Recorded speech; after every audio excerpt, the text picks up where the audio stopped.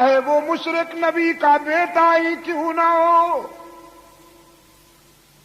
نبی کا بیٹا، اور نبی بھی وہ جس نے کم و بیش 950 سال اللہ کی توحید بیان کی ہے، کانٹوں پہ چل کر، 11ویاں کھا کر نہیں، پتھر کھا کر، مال کھا کر نہیں، مار کھا کر اللہ کی توحید بیان کی۔ کتنا عرصہ؟ جی 9 مہینے نہیں، نہ 9 ہفتے، نہ 9 سال، 950 سال، 950 سال۔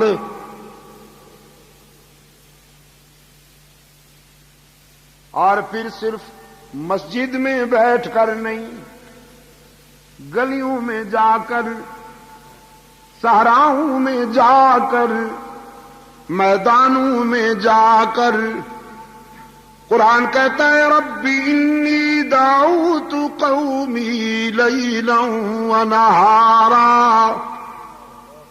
فلم یزدہم دعائی الا فرارا۔ میرے رب، میں نے دعوت و تبلیغ کے سفر میں دن رات ایک کر دی، میں راتوں کے اندھیرے میں بھی ان کے پاس پہنچا، دن کے سویرے میں بھی ان کے پاس پہنچا، خلوص و انہماک کے ساتھ میں نے تیرا پیغام پہنچایا، لیکن ان کی شقاوت کا کیا علاج کروں، ان کی شقاوت بڑھتی جا رہی ہے۔ اب میرا خیال یہ ہے کہ آپریشن ضروری ہے، بعض بیماریاں اس سے، ٹیبلٹ سے، مکسچر سے ٹھیک نہیں ہوتی نا، جو عضو زیادہ خراب ہو جائے پھر اسے، ناسور کو تو کاٹنا پڑتا ہے نا، ناسور کو کاٹنا پڑتا ہے، وہ جسم میں پیدا ہو جائے یا قوم میں، اس کو کاٹنا پڑتا ہے۔ الہ العالمین، یہ ناسور بن گئی ہے بیماری، آپریشن ہو جائے، آپریشن کا پروگرام بنا، رب العالمین نے فرمایا سیلاب بھیج رہا ہوں عذاب بنا کر۔ جو پانی ضروریات زندگی میں سب سے زیادہ اہم ہے ہوا کے بعد، وہی پانی موت کا پیغام بن کر آ رہا ہے۔ ہلاکت سیلاب کی صورت میں آ پہنچی، بیٹا ہلاک ہونے والوں میں شامل ہے۔ درد دل کے ساتھ پہلے بیٹے کو دعوت دی، یا بنیا ارکب معنا ولا تکن مع الکافرین، لخت جگر آجا میرے سفینے پر، بدبختوں کا حامی نہ بن۔ لیکن عزیز دوستو، جب شقاوت عروج پہ ہو تو پیغمبر کی دعوت بھی دل میں نہیں اثر کرتی۔ بیٹے نے صاف انکار کر دیا، یہ کہتے ہوئے ساوی الی جبل یعصمنی من الماء، آپ سیلاب کی دھمکی دیتے ہیں، ہم پہاڑ کی چوٹیوں پہ چڑھ جائیں گے، وہاں تو سیلاب نہیں پہنچ سکتا۔ اللہ کے روشن ضمیر پیغمبر نے فرمایا لا عاصم اليوم من امر اللہ الا من رحم، آج جو سیلاب آ رہا ہے وہ نشیب سے زیادہ فراز پہ پہنچے گا، پستیوں سے پہلے بلندیوں پہ پہنچے گا۔ نجات کا راستہ صرف ایک ہے کہ غداری چھوڑ، شرک کا راستہ چھوڑ دے، موحد بن جا. ادھر سے اصرار جاری، ادھر سے انکار جاری. قرآن کہتا ہے وحال بینہما الموج فکان من المغرقین. ایک موج ہلاکت کا پیغام بن کر آئی اور پیغمبر کے بیٹے کو اپنی آغوش میں لے لیا. کنعان ڈوبتا ہے. حضرت نوح علیہ السلام کی پدری شفقت میں ہلچل مچ گئی. قرآن کہتا ہے نادا نوح ربہ قال رب ان ابنی من اہلی وان وعدک الحق وانت احکم الحاکمین. انتہائی عاجزی، رقت اور تواضع کے ساتھ التجا کرتے ہیں میرے معبود تو نے وعدہ کیا تھا کہ میری اہل میں سے کسی کو ہلاک نہیں کرے گا، تو بیٹا ہلاک ہو رہا ہے. تو احکم الحاکمین ہے. یہ کیا دیکھ رہا ہوں؟ رب العالمین کی طرف سے نقد جواب آیا یا نوح انہ لیس من اہلک انہ عمل غیر صالح فلا تسألنی ما لیس لک بہ علم انی اعظک ان تکون من الجاہلین. میرے پیغمبر کنعان تیرا بیٹا تو ہے لیکن تیری اہل میں سے نہیں، اس لیے کہ نبیوں کی نسل خون اور نطفے کی بنیاد پر نہیں چلا کرتی، عقیدے اور کردار کی بنیاد پر چلتی ہے. اس نے تیرا عقیدہ نہیں اپنایا، اس نے تیرا کردار نہیں اپنایا. ہم نے اس کا نام تیری برادری کی لسٹ سے خارج کر دیا. یہ راز کی باتیں ہیں جو ہم جانتے ہیں، آپ کو بتا رہے ہیں. اب لا تسألنی ما لیس لک بہ علم، جس راز کا پتہ نہیں اس کے بارے میں لب کھولنے کی اجازت نہیں. الہ العالمین باپ جو ہوا، بیٹے کو ڈوبتا دیکھ کر کیسے چپ رہوں؟ رب العالمین نے فرمایا میرے نبی تیری پدری محبت کی بات ہے تو میری بھی غیرت کی بات ہے. میں سب کو معاف کرتا ہوں لیکن مشرک کو معاف نہیں کرتا. فیصلہ کن بات سنیے. انی اعظک ان تکون من الجاہلین. مشرک بیٹے کی سفارش نہ کیجیے، مشرک کے لیے سفارشی نہ بنیے. میرے روکنے کے باوجود اگر آپ نے اس کی نجات کے لیے پھر دعا مانگی تو نبوت چھین کر تجھے بھی اسی گروپ میں کھڑا کر دوں گا. کانپ اٹھا ہے اللہ کا نبی، کہتا ہے انی اعوذ بک ان اسألک ما لیس لی بہ علم.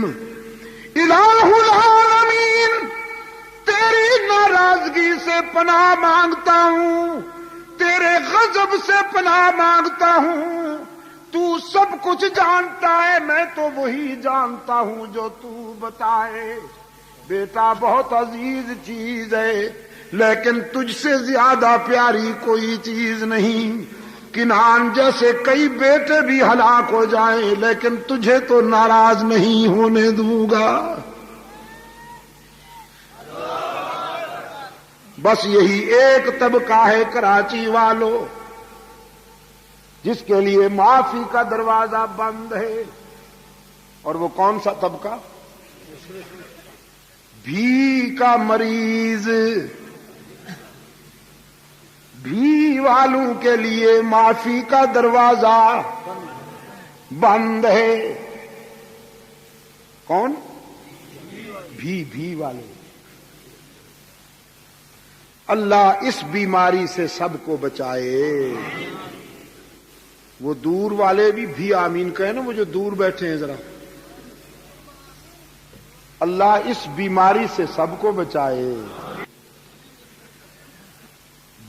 اللہ اس بیماری سے سب کو بچائے. جسے پھری تیری نظر اور جسے دیکھا اسے دونوں جہاں دیکھا کیے. صدیقہ کائنات رضی اللہ تعالی عنہ افسردہ ہو کر اجازت لے کر اپنے باپ کے گھر آئیں، صدیق اکبر کے گھر آئیں، یہ سوچتے ہوئے کہ ماں کو درد دل سناؤں گی، باپ کے سامنے آنسو بہاؤں گی.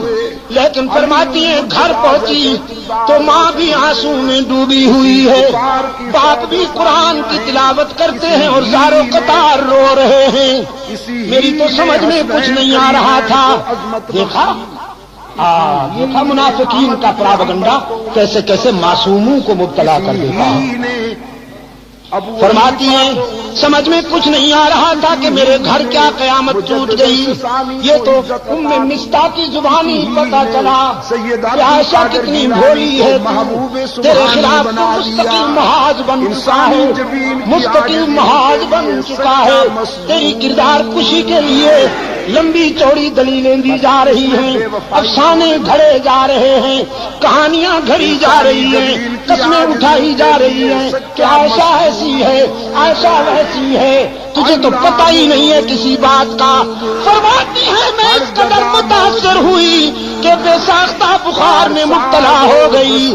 گھر کے اس کونے میں چلی گئی مصلی اٹھا کر جہاں مکمل اندھیرا تھا، تنہائی تھی. ماں نے گھبرائی ہوئی بیٹی کو مصلی اٹھا کر جاتے دیکھا، سوچا کہیں جان سے نہ مار ڈالے خود کو. پوچھا بیٹی کہاں جاتی ہو؟ عائشہ نے کہا چپ رہیے، گھبرائیے نہیں، ہائی کورٹ کو ناراض ہو گیا ہے، ذرا سپریم کورٹ کا دروازہ کھٹکھٹانے جا رہی ہوں. اب اس کے دروازے پہ آنسو بہانے جا رہی ہوں جہاں آدم روتے ہیں، زکریا روتے ہیں، ابراہیم روتے ہیں، یونس روتے ہیں اور سب کے آنسو پوچھے جاتے ہیں. آج اس کے محبوب کی عائشہ بھی آنسو کا نذرانہ لے کر جا رہی ہے، اللہ کی عدالت میں اپیل کرنے جا رہی ہوں. میرے معبود میرے کردار کو کوئی اور جانے یا نہ جانے، لیکن تو میرے کردار کو بھی جانتا ہے، افکار کو بھی جانتا ہے. یہاں عائشہ نے آنسو کی برسات میں اللہ کی عدالت میں اپیل کر دی. وہاں رحمت عالم صلی اللہ علیہ وسلم نے صحابہ کا اجلاس بلا لیا، صحابہ کا اجلاس بلا رکھا ہے. میرے آقا نے فرماتے ہیں بتاؤ کیا کروں، عائشہ کے معاملے میں رائے دو، کیا کروں. صحابہ رو رہے ہیں، کسی میں جرأت گفتار ہی نہیں، آنکھیں برس رہی ہیں، سسکیاں سنائی دیتی ہیں، آہوں کی آواز آتی ہے. رحمت عالم فرماتے ہیں بولو نا، عائشہ کے معاملے میں کیا کروں، لوگ ایسی ویسی باتیں کر رہے ہیں. ایک آواز آئی اللہ کے رسول اگر عائشہ سے آپ زیادہ ہی قبیضہ کھاتے رہے، اگر آپ کا دل زیادہ دکھ گیا ہے تو آزاد کر دیجئے. نبی کو بیویوں کی کمی تو نہیں، بس یہ آواز اٹھنی تھی کہ فاروق اعظم زارو قطار روتے ہوئے اٹھ کھڑے ہوئے، عرض کیا اللہ کے رسول یہ فیصلہ تو بالکل آخری ہوگا، پہلے یہ بتائیے کہ عائشہ کو آپ کی رفیقہ حیات بنانے والا کون ہے. پہلے یہ بتائیے کہ عائشہ کا رشتہ منتخب کرنے والا کون ہے، اس نسوانی پیکر کو آپ کے خانوادہ اقدس میں بھیجنے والا کون ہے. پہلے یہ ہمیں بتائیے، ہم اس سے پوچھیں گے کہ تم نے کس کے لیے کون سا رشتہ منتخب کیا تھا. رسول کی انگلی آسمان کی طرف اٹھ گئی. اللہ کے رسول کے خاموش کنارے نے، خاموش اشارے نے بلاغت کے دریا بہا دیے، فصاحت کے سمندر موجزن کر دیے. رسول کی انگلی آسمان کی طرف اٹھی، فاروق کی تلوار نیام سے نکل آئی. عرض کیا اللہ کے رسول جس نے عائشہ کو آپ کے گھر میں آپ کی بیوی بنا کر بھیجا ہے، آپ کے گھر سے نکالنے کا اختیار بھی اسی کو ہے۔ عائشہ پر تنقید کرنے والوں کو میری تلوار کے حوالے کر دیجیے، ان سے میری تلوار نمٹے گی، انہیں تو میں سمجھوں گا۔ رحمت عالم صلی اللہ علیہ وسلم کی آنکھوں میں آنسو تھے، لبوں پہ مسکراہٹ چمک گئی، فرمایا جزاک اللہ ابن خطاب، جزاک اللہ، تو نے میرے دل کی گرانیاں دور کر دی، تو نے میرے ذہن کی گرانیاں دور کر دی، جزاک اللہ میرے عمر۔ بس فیصلہ وہیں سے ہوگا۔ اب میں بھی اسی کے فیصلے کا منتظر ہوں، تم بھی اسی کے فیصلے کا انتظار کرو، ہم سب اللہ کے فیصلے کے منتظر ہوں گے۔ پہلے کہتے ہیں جہاں سے نعرہ تکبیر، نعرہ تکبیر، اسلامی انقلاب، شان صحابہ، شان صحابہ، مولانا عبد المجید شاہ ندیم، مولانا ضیاء الرحمان فاروقی، حضرت مولانا محمد ایوب جان کنوری، چترال کے غیور عوام، مجاہدین افغانستان، ہم سب اللہ کے فیصلے کا انتظار کریں گے۔ میرے آقا یہاں سے اٹھے اور چترال کے روشن ضمیروں، جانتے ہو کہاں پہنچے؟ ایک گھر بڑا خوش نصیب ہے، ایک گھرانہ بڑا خوش نصیب ہے، ساری کائنات رسول کے قدموں میں اور رسول ابو بکر کے دروازے پر، صدیق اکبر کے دروازے پہ دستک ہوئی، دروازہ کھٹکھٹایا گیا۔ حضرت صاحب کہتے ہیں حضرت عائشہ کی غمزدہ ماں نے ڈوبی ہوئی آواز میں پوچھا مم بالباب، کون ہے؟ ہمارا دروازہ کھٹکھٹانے والا کون ہے؟ بس چھوڑ دو ہمیں اپنے حال پر، ہمیں کیوں ستاتے ہو، ہمیں کیوں تڑپاتے ہو، ہمیں اپنے حال پہ رہنے دو۔ باہر سے کوثر و تسنیم میں دھلی ہوئی آواز بلند ہوئی، ابو بکر کے گھر والوں دروازہ کھولو نا، تمہارے دروازے پہ آسمان رسالت کا سراج منیر آیا ہے، عبداللہ کا یتیم آیا ہے، محمد عربی آئے ہیں، دوڑتی ہوئی آئی ہے۔ حضرت عائشہ کی والدہ دروازہ کھولا، رحمت عالم صلی اللہ علیہ وسلم کو دروازے پہ موجود پایا، عرض کی اللہ کے رسول آپ، صبح صادق طلوع ہو گئی، شام غم کو سویرا مل گیا۔ رحمت عالم صلی اللہ علیہ وسلم نے فرمایا باقی باتیں بعد میں، پہلے یہ بتاؤ میری عائشہ کہاں ہے؟ ہوا کرتا تھا وہ نفیس پگڑی ہوا کرتا، عائشہ کہاں ہے؟ اب وہاں یار لوگوں نے اور حضرت عائشہ فرماتی ہیں میں اپنی والدہ اور اپنے آقا کے الفاظ سن رہی ہوں، میرے دل نے تقاضا کیا کہ اٹھوں اور دامن رسول سے چمٹ کر جی بھر کے رو لوں، سارے دل کا بوجھ اتار دوں، لیکن پھر میرے ضمیر نے میرے قدم روک لیے۔ کہاں جاتی ہو؟ جس کی عدالت میں اپیل کی ہے ذرا وہاں سے فیصلہ تو ہو لینے دو، اس کی عدالت کو چھوڑ کر یہ سچ ہے کہ آج تیرے در پہ تیرا محبوب آیا ہے، لیکن اس عدالت کو چھوڑ کر کہاں جاؤ گی؟ ماں نے عرض کیا اللہ کے رسول میری بیٹی تو اسی دن سے آنسو میں ڈوب چکی ہے، بولتی بھی نہیں، کسی بات کا جواب بھی نہیں دیتی، مصلے پہ سجدے میں روتی رہتی ہے۔ رحمت عالم صلی اللہ علیہ وسلم قریب آئے اور فرمانے لگے عائشہ آج اپنی صفائی میں جو کچھ کہنا چاہتی ہو کہو، سننے کے لیے آیا ہوں۔ حضرت عائشہ فرماتی ہیں میرے آقا اشکو بسی و حزنی اللہ، دوسری رکھی گئی، آج میرا وہی حال ہے جو ابو یوسف کا تھا۔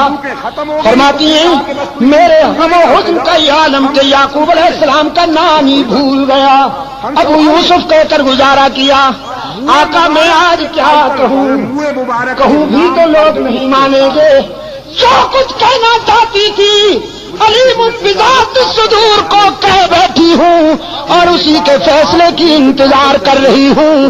وہ یوسف پر الزام کی صفائی دینے والا ہے، وہ موسیٰ پر الزام کی صفائی دینے والا ہے، وہ عیسیٰ پر حضرت مریم پر لگائے جانے والے الزام کی برات کرنے والا ہے۔